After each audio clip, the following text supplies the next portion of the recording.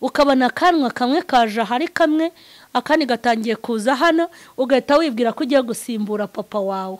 Oya, ubwanwa yabumeze mbere yawe uzamubaze ishuro abwogoshe. Kandi reka nkubwire, iyo umwana akoze amakosa bahamagara umubyeyi, wari wakosa ku ishuri bagahamagara sheri wawe, ugize ibyo wangize nta wundi bahamagara. Mu gihe mwakoze amakosa ni polisi hamagara ababyeyi. Hari ubwo bahamagara nyogosenge, hari ubwo bahamagara abo bakobwa mwirirwamo, hari ubwo bahamagara abo basore. Ni ababyeyi bawe. Bishatse kuvuga ngo nukora n'impanuka ni mama wawe na papa we bazahamagara, nunapfa ni mama wawe na papa bazahamagara, nukora ubukwe ni mama wawe na papa wawe bazahamagara, nushaka gusinyirwa ibintu runaka bazavuga ababyeyi, ni mama wawe na papa wawe. Mama wawe azaba mama kugeza avuye mu isi, papa wawe azaba papa kugeza avuye mu isi. Nimba hari umuntu ushobora kugusabira umugisha wa mwana we ukawubona akanakuvuma bikagukoraho, ni ikintu bita kuba umubyeyi.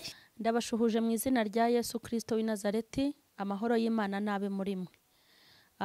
Ndi mu kiganiro cyitwa Tegura Ejo Rubyiruko.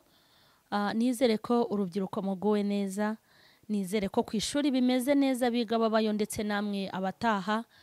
Nizere ko namwe abarangije muri kurindira mutegereje akazi no gusubira ku ishuri, kandi namwe muri gutegura ejo mukahategurira aho mwicaye, abandi mukamuri gutegura ejo hanyu muri mu kazi gatandukanye.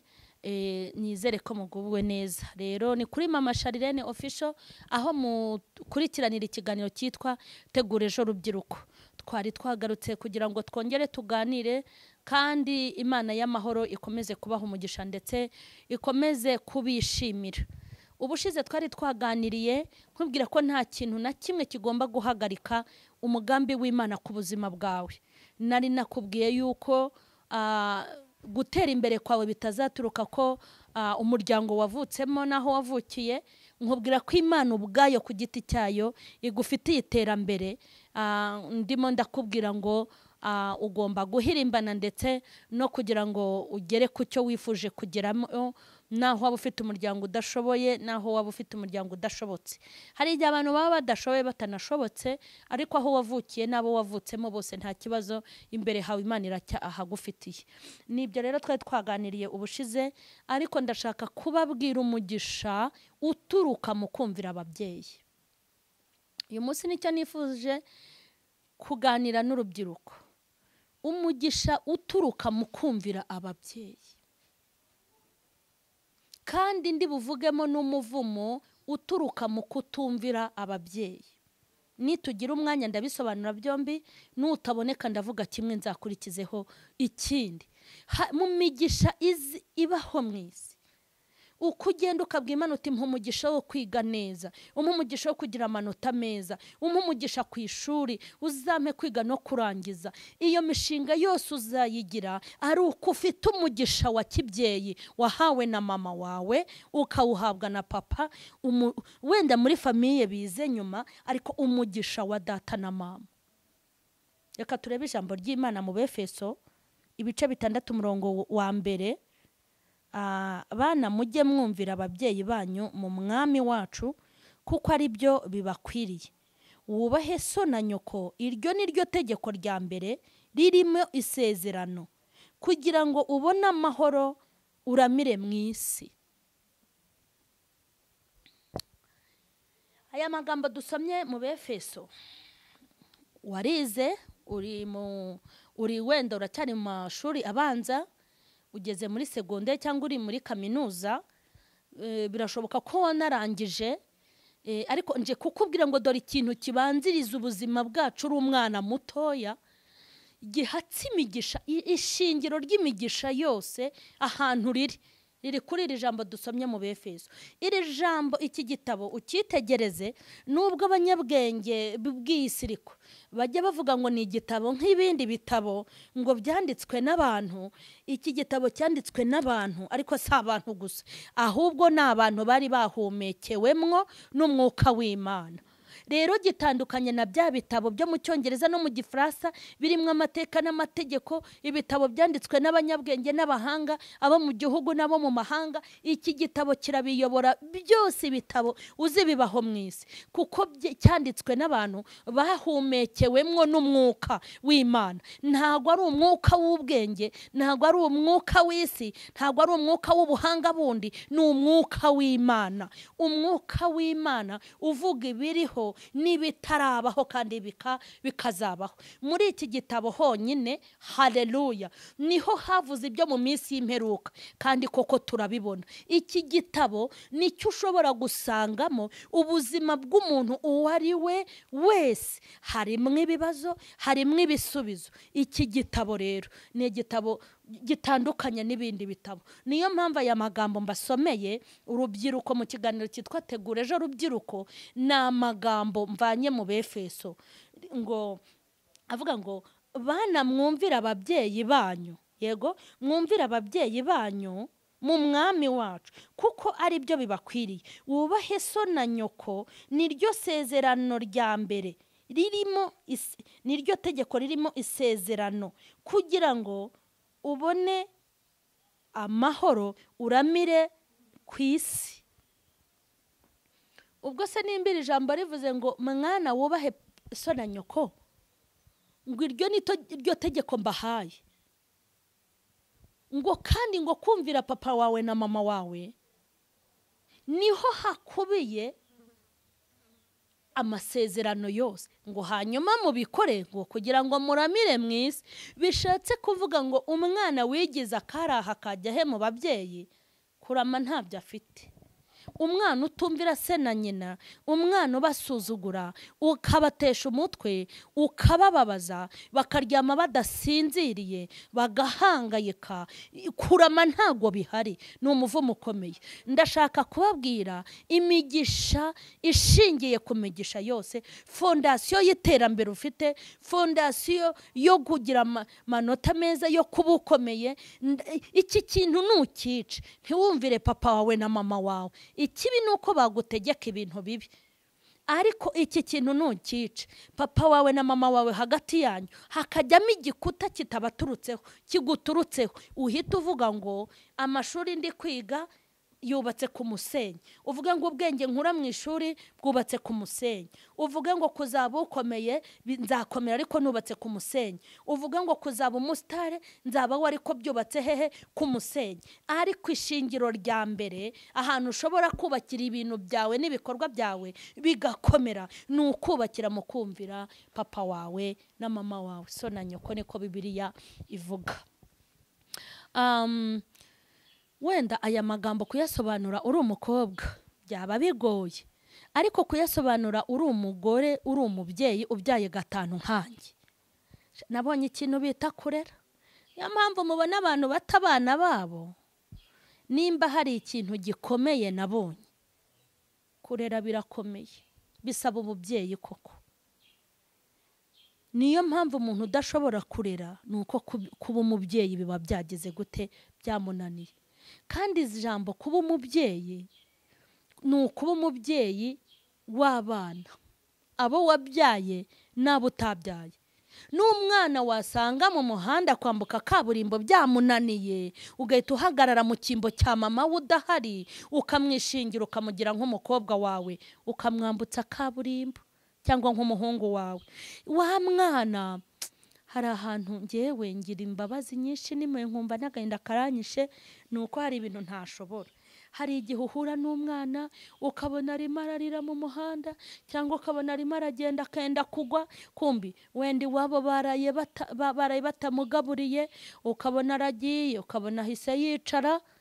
Kiriya gihe iyo uri umuntu w'umubyeyi koko, hapana ibipirate by'ubungo by'ababyeyi. Iyo uri umubyeyi nyamubyeyi, umwana ushonje ntago wamuyoberwa. Umwana uvuye iwabo afite ikibazo mu muryango ntago wamuyoberwa. Ariko birababaje aho isi igeze, mu minsi tugeze abantu babaye banyamwigendaho. Umwana w'umuturanyi wawe baramwirukana ku ishuri ufite uburyo, ntube wamutangira ibyo bitatu. Umwana w'umuturanyi wawe yigana ka uniform kamwe kakamuboreraho, umureba ukaba utamutangira 6,500 byo kumugurira uniform. Abantu babaye banyamwigendaho. Rero narindi kuvuga ku kintu bita kuba umubyeyi. Nimba hari umuntu ushobora kugusabira umugisha wa mwana we ukawubona akanakuvuma bikagukoraho, ni ikintu bita kuba umubyeyi. Mpereye ku bana banjye nareze, Mana ya Isiraheli, ndashaka kuzakora ikiganiro cy'abagore, ababyeyi. Nimba hari ikintu gikomeye nukurera, ariko nimba hari ikintu kizimana itangamwe umugisha nukurera umwana. Hakaba ikindi gitangaje rero, kurera umwana hanyuma akamenya ko wamureze, akabiha agaciro, akagufata nk'umubyeyi. Nabonye aho umwana gufata nk'umukozi wo mu rugo, mbona aho umwana gufata nka mukase, mbona aho umwana asuzugura mama, nkabona ahantu umwana asuzugura papa. Ndashaka kubikubwira rubyiruko, umubyeyi wawe naho yaba mubi ka gihumbi ni umubyeyi wawe, kuko hari ikintu gikomeye yakoze kandi utari gukora. Mu bintu ataguhaye hari icyo yaguhaye cyo kukuzana ku isi. Mu bintu ataguhaye hari icyo yaguhaye cyo kukurera ukageza igihe ugomba kwijajabira. Burya ya minsi naho yabakoreza ukwezi, burya yaravunitse kandi yari yatagangaye. Niryo jambo twari tumaze gusoma rivuga ngo itegeko ngo Imana iguhaye niryo kumvira so na nyoko, ngo kuko iryo niryo sezerano Imana iguhaye, ngo kugira ngo ukunde uramire mu gihugu. Mureke mbabwiye, nabonye abana bakubita base na ba nyina. Ubundi nubona ugeze aho mama wawe akubwira ukagira utyo, ukamufata nk'agakecuru, ujye wibuka ko nawe uzaba mama. Umuvumo wa mbere wikoreye nuko nawe abuzabyara, nuko warabitangiye abuzabyara bazajya bagira gutyo. Hanyuma ni nabwo uzumva uburibwe n'umubabaro warishije mama wawe. Ubu ngubu rwose ngo nukuvuga gatoya ugahamagara RIB. Nta na rimwe buretse nubwo ndi kubikeka, mbona namwe hari igihe RIB izabafatira imyanzuro kuko mutoroshye. Mama wawe nakubuza gukururukana n'abagabo, nakubuza gutaha saa 5, uramuhamagarira RIB. Yego disi nyiramwi, ariko najya ngo nkubwire ngo umunsi uzaba wararwaye kakarwara karakugezemo, aho uzaba uryamye watangiye gusarura kubyuri kubibutaha saa 8 z'ijoro, mama wawe akubwira ukanga, abo basheri bawe nta numwe uzaza azaba kuzaho se yagiye kwirebera abana bazima. Nuko uzagufata akakujugunyaho mu bitaro ukanga kumvira mama wawe, nyamara nta wundi uzaza kukurwaza, ni mama wawe, kuko nta muntu uteze gusimbura mama wawe. Umugisha uturuka ku babyeyi. Nagiye mbona aho umukobwa yifata mu mayunguyungu agatuka umubyeyi wakamutokoza. Nawe uzabyara abagutuka. Kandi ni ubona mama wawe umujujubije akavuga ati ya muko ni wumva mama wawe akubwiye iryo jambo, uzashaka amaturo, nimba navuga ngo na amaturo y'ibiki, ugenda ujya gupfukamurire umubwire ngo nkuraho wa muvumo wamvumye. Muko uzabona muko nuko abamama bakunda kumera. Uziyavuze ngo uzabona muko, ujye utinya mama wawe ntazakubwira iryo jambo. Muko uzabona.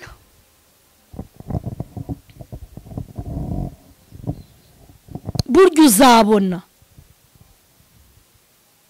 Nakubwira ngo uzabona muko, uzabona. Uzarebesha amaso 4, urebesha 6, uzarebesha 1, urebesha 2. Wirinde ikintu cyatuma ubabaza umubyeyi wawe. Kandi mureke nkubwira ikindi, kwinubira ababyeyi bawe ngo ntacyo bakomariye kandi ntacyo bashoboye, wibinubira.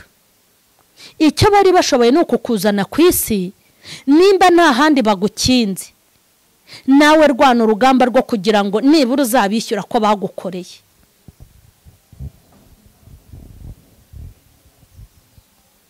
Nabonye aho umukobwa atuka mama we, wambyariraga iki? Wambyariraga iki? Iyo utambyara wari ukwishimana na papa, ariko abakobwa baragwira. Urumva ayo magambo? Yari ari kwishimana na papa wawe mbere yuko akubya. Amoko aragwira.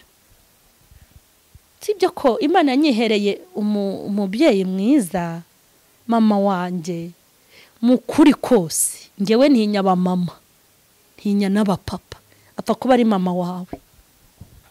Umuntu nari nararakariye mu buzima namubabariye nkijijwe ni data, kuko yari yaranyihakanye. Ariko nibutse ko nibura yabaye inzira yo kugira ngo nze ku isi, naramubabariye. Ubu nta kibazo nkigirana nawe, naramubabariye. Ariko nagira ngo nkubwire ngo uzirinde ko umubyeyi wawe arakazwa nawe. Abo basore bagushuka nta n'umwe uzakurutira mama. Icyo kimero kigushuka ntago kizakurutira mama. Icyo gihagararo kigushuka ntago kizakurutira mama. Kandi umenye ngo ibintu byose ukorera mama nawe bizakubaho byose uko bikurikirana. Mama nawe ndeka abana, nawe ndeka. Iryo ni ijambo ryo kubwira mama, mama ndeka nawe. Mama, abasore bo muri abana beza. Umva Mary pe. Ariko Mary arasetse. Ariko Mary narindi kumwe n'abana b'abatipe twigana, ukabona umwana avuye mu rugo atavuze, avuye mu rugo mu gitondo ngo yakoze ku cyangwe. Hari inkweto fisi yagiraga ngo ni icyangwe. Ninde wankoreye ku cyangwe? Najya kumugurira inkweto akambwira ngo uzangurira icyangwe. Hari ukuntu najyaga nambara akambwira ngo ariko mama wishe icyangwe. Iyo bigenza gutya na gutya niko ugakubitamo icyangwe mu gitondo, ntiwatse uruhushya mama wawe ngo utwanwa twatangiye kuza. Ntiwatse uruhushya ababyeyi bawe ngo kuko utwanwa do. Mbese ukabona kanwa kamwe kaje hari kamwe, akandi gatangiye kuza hano, ugahita wibwira ko ugiye gusimbura papa wawe. Hoya, ubwanwa yabumeze mbere yawe, uzamubaze inshuro abwogoshe. Wowe uraduharaye, wakabonye. Hari wanabwiye ntiwakogoshe ko abaye umusaza ati have sha ntobonye ntubabaye, watuze ukuntu bwaje nanjye narataganga ati sinshobora gukoraho. Hanyuma ubone kamwe kaje hano, akandi katangiye kuza hano, hanyuma utangire kumva ko wabaye umugabo, ari wowe ugiye gusimbura papa wawe. Nimba uri umugabo koko, genda wubaka urwawe, wubaka inzu yawe cyangwa uyikodeshe, ushaka umugore ugende. Ariko mu gihe ukiri kwa papa wawe umenye ko utaraba umugabo ahubwo uri umwana. Ku buryo papa wawe areba agatuza akabona yuko ataba kivuze, nimvuga ari buntera ingumi. Ni gute ucecekesha papa wawe mu rugo rwe? Ni gute ucecekesha mama wawe mu rugo rwe? Ngo ntibavuge bakakureka. Kandi reka nkubwire, iyo umwana akoze amakosa bahamagara umubyeyi. Wari wakosa ku ishuri bagahamagara sheri wawe. Hari ikidega wigeze ukora ngo hanyuma babwire ya shumi yawe y'umuhungu? Ni mama bahamagara, ni papa bahamagara. Umva ikindi ukuntu kiri umwana, ugize ibyo wangiza nta wundi bahamagara. Mu gihe mwakoze amakosa ni polisi hamagara ababyeyi. Hari ubwo bahamagara nyogosenge, hari ubwo bahamagara abo bakobwa mwirirwamo, hari ubwo bahamagara abo basore. Ni ababyeyi bawe. Bishatse kuvuga ngo nukora n'impanuka ni mama wawe na papa we bazahamagara. Nunapfa ni mama wawe na papa bazahamagara. Nukora ubukwe ni mama wawe na papa wawe bazahamagara.